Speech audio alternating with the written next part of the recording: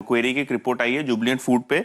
इन्होंने under perform rating रखी है और टारगेट मार्केट प्राइस से नीचे रखा है। करंट मार्केट प्राइस लगभग 516 और यहाँ से 10% डाउनसाइड यानी लगभग 440 रुपए का टारगेट आपने क्वेरी की रिपोर्ट में आता हुआ देखा है जुबिलेंट फूड पे।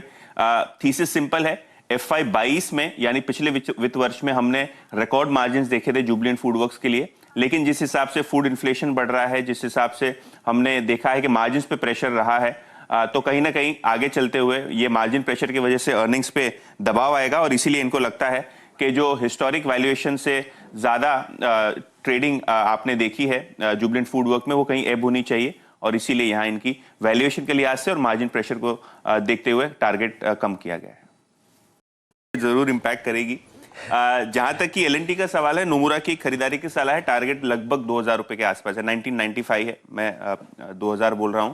कहीं ना कहीं जो हाइड्रोकार्बन का कारोबार है वो अच्छी तरीके से ऑर्डर इनटेक ले सकता है, ऐसा नोमुरा का मानना है, क्योंकि जिस हिसाब से क्रूड के दाम बढ़ रहे हैं आपको एडिशनल केपेक्स उस सेक्टर में होता हुआ दिखाई देगा, जिसका फायदा एल&टी को होगा।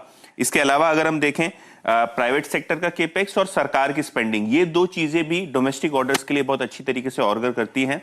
सिर्फ एक दिक्कत है कि आपके मार्जिन थोड़े बहुत दब के आए हैं कमोडिटी कॉस्ट की वजह से, शायद FY 23 में मार्जिन प्रेशर रहे और आपको FY 23 में मार्जिन बॉटम होते हुए दिखाई दे और FY 24 से सुधार दिखाई दे, ऐसा नोमुरा का मानना है। और इसीलिए इनको लगता है कि कहीं ना कहीं ESG मेट्रिक्स हो, वैल्यूएशन हो और ऑर्डर इनटेक हो, एल&टी का शेयर काफी अट्रैक्टिव है खरीदारी के लिए। आज फोकस करेंगे और जहां तक कि ब्रोकरेज का सवाल है, ऑब्वियसली एक पॉजिटिव स्टैंड यहां बरकरार है। जहां तक कि मॉर्गन स्टैनली का सवाल है, इन्होंने एक्सिस बैंक पे जो आज रिपोर्ट निकाली है, ओवरवेट रेटिंग है, लक्ष्य 910 रुपए।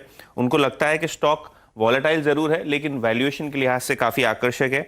इनफैक्ट एसेट क्वालिटी के पैमाने पे भी काफी रोबस्ट कंपनी का परफॉर्मेंस है और ये उम्दा परफॉर्मेंस आगे भी कंटिन्यू रह सकता है।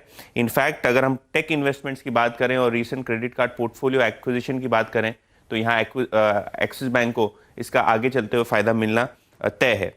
इसके अलावा कोटक महिंद्रा बैंक पे भी मॉर्गन स्टैनली की पॉजिटिव रिपोर्ट है, 1965 रुपए का टारगेट है। यहाँ जो मार्जिन कंप्रेशन की बात की है वो शायद आपको FY 23 में देखने को मिले, लेकिन आगे चलते हुए ग्रोथ के प्रोस्पेक्ट्स कोटक बैंक के भी अच्छे हैं। ऑब्वियसली वैल्यूएशन के हिसाब से कोटक काफी महंगा है एक्सिस के मुकाबले, लेकिन दोनों ही स्टॉक्स के टारगेट जो है करंट मार्केट प्राइस के ऊपर है। तो अगर हम ब्रोकरेजेस की माने तो यहाँ काफी बुलिश रिपोर्ट्स ऑलरेडी हैं। अगर हम मॉर्गन स्टैनली की बात करें, इनका एक इक्वल वेट रेटिंग है, टारगेट है लगभग 4200 रुपए प्रति शेयर के हिसाब से। मॉर्गन स्टैनली का मानना यह है कि फ्री कैश फ्लो कंपनी के लगभग मार्केट प्राइस से 5% के आसपास की यील्ड पे बैठते हैं। इनफैक्ट कंपनी के जो कैश और कैश इक्विवेलेंट्स है, जैसे कि मैं पहले बता रहा था, लगभग $75 करोड़ के आसपास हैं और केपेक्स जो केपेक्स रिक्वायरमेंट कहें वो भी काफी लो है। तो कहीं ना कहीं शेयर होल्डर्स को रिवॉर्ड करने की पूरी तैयारी बजाज ऑटो की।